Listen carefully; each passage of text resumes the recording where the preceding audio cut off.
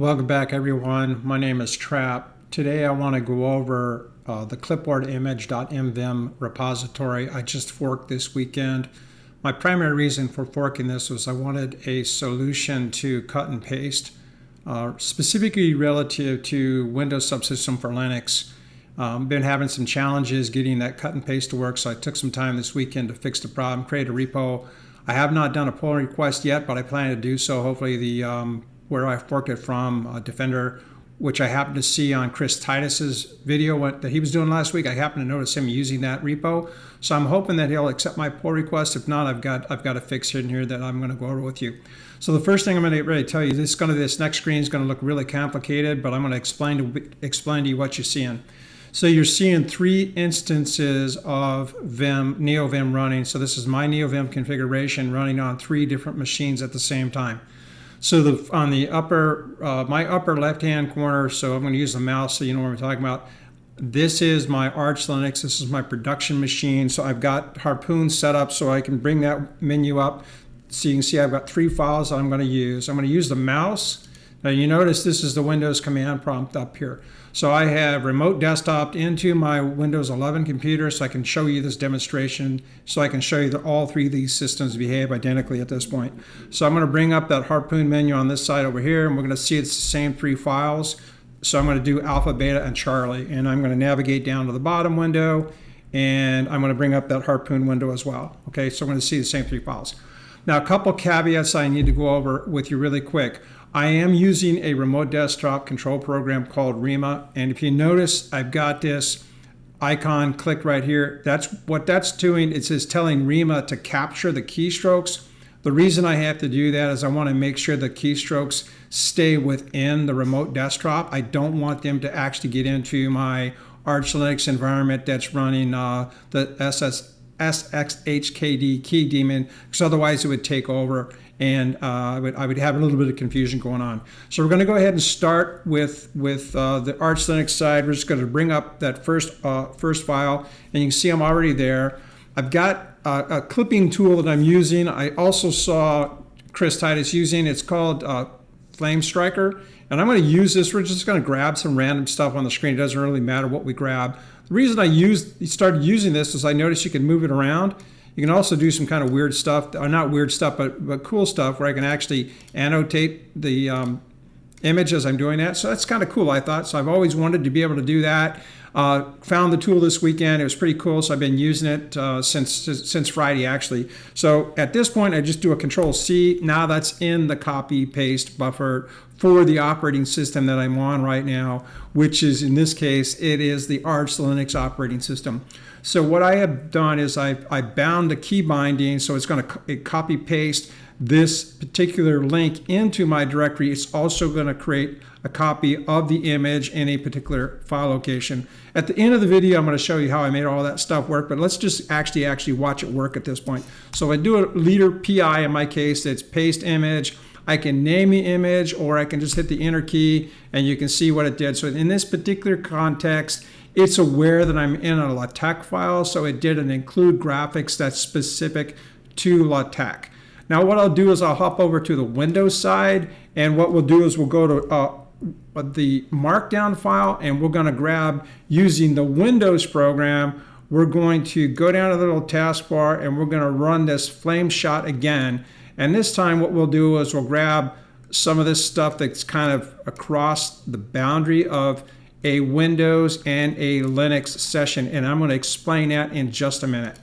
Okay, so we've got a window up here, and we've got a window up here, the same Control-C.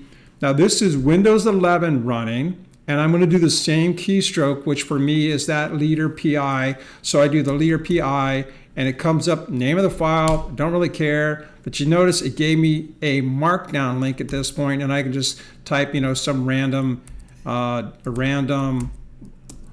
screenshot.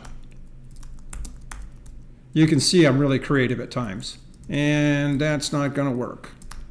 Okay, get out of that and get out of that and make sure that that is on. Okay, so one of the problems that I have with remote desktop is I switch my escape and my cap lock keys, and when I move to the other operating system through the remote desktop, it kind of gets a little complicated to know. I lose that key binding that I've changed at the operating system, so I sometimes type in the wrong keys. So that's what's going on when you're seeing me kind of mess up that way. So in this case, you can see I can't get the escape key to work, so I have to do, I think it's control backslash or control left slash. Well, there it goes, it's the other slash. So it's a control square bracket, which I don't use that keystroke very often, but that's the escape key that I have to be comfortable using when I do the remote desktop, okay? So at this point, I'm going to do some of these things on my Linux machine, but I can do the gx command. It would actually bring that particular file up in a browser, and we'll see that in just a second. And then the other thing I'll do is I'm going to go ahead and do the same thing just in a random text file. So we're going to bring up the Harpoon menu again, so you see what the files are again. So that was the Alt-7 to bring up the Harpoon. So we want to go to the Charlie file, which is in my case it's the Alt-3. So I'm now in the text file. So if I grab another random part of the screen, I'm going to copy it from Windows. And I'm going to just grab another area of the screen, and we'll just go ahead and grab, something up here like that. And we'll go ahead and put a number in it just because. And there it is. And do that same Control-C.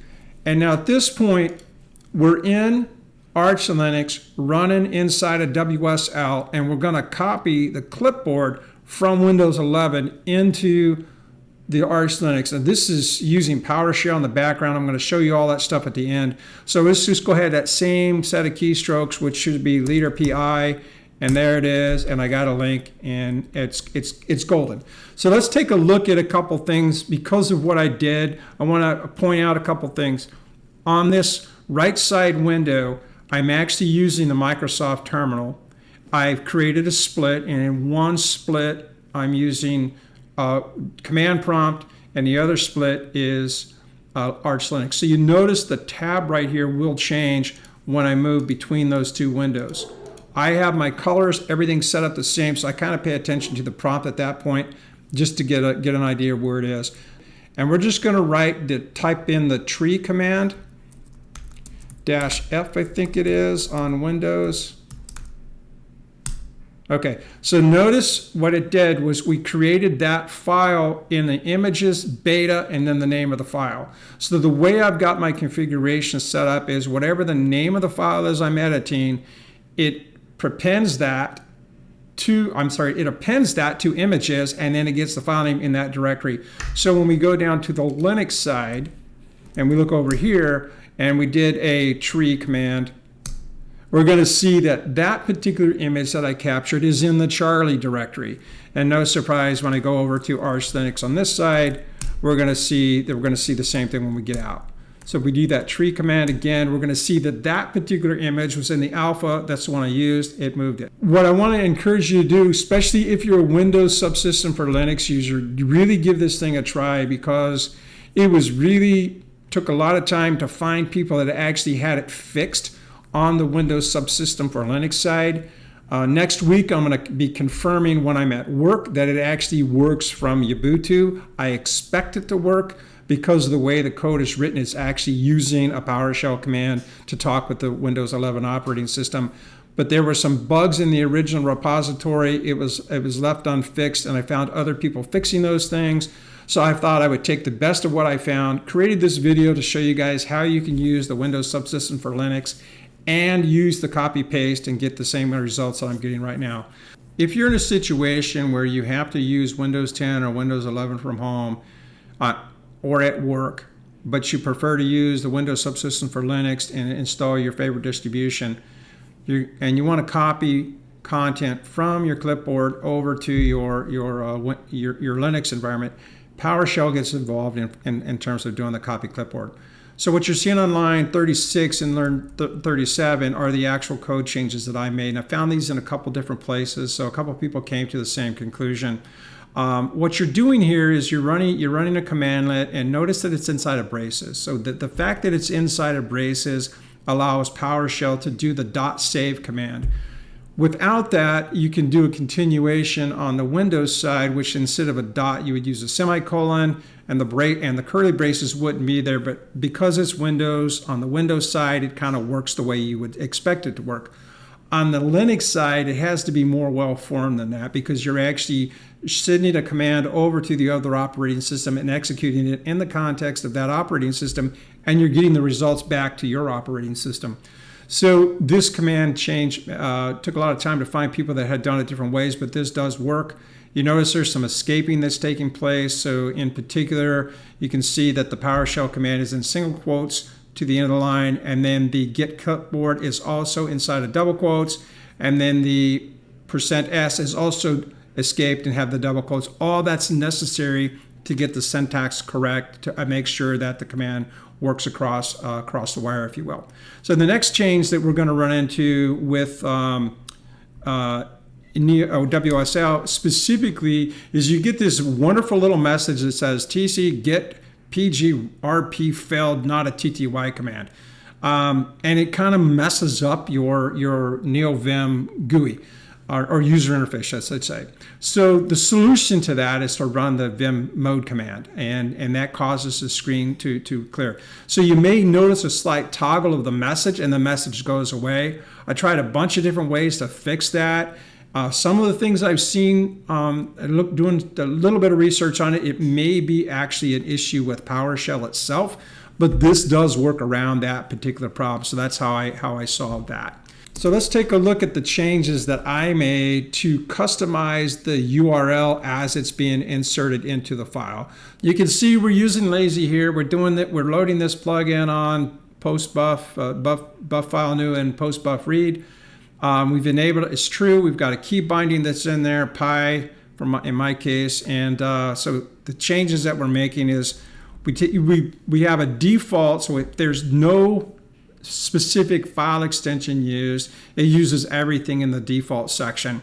So you've got an image directory and you've got an image.txt. So that causes that directory name to be created the way I wanted it created, where it's got the name of the file appended to the image directory.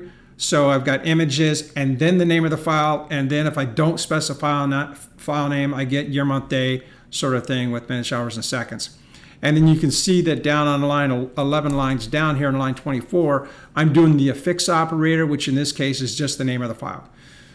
If the file is a markdown, text, or LaTeX, any one of those type of extensions, because I have not defined anything else, because I have not overridden anything in the default, all the defaults apply. The affix operator is what's changing. So you can see in the case of markdown, I use a markdown syntax. In the case of LaTeX, I'm using the include graphics syntax. And in case of a wiki, it's pretty much the same as the markdown, but I may expand on these things. I just wanted to make sure that I could get this done and show everybody how I did it. I hope this gives you some ideas on how you might be able to use this particular plugin in your workflow. As you can see, I demonstrated it on 3 different operating systems. It worked exactly the way I expected it to. This, for me personally, will be a huge benefit for me when I'm at work, where I have to use I have to use a Windows machine at work.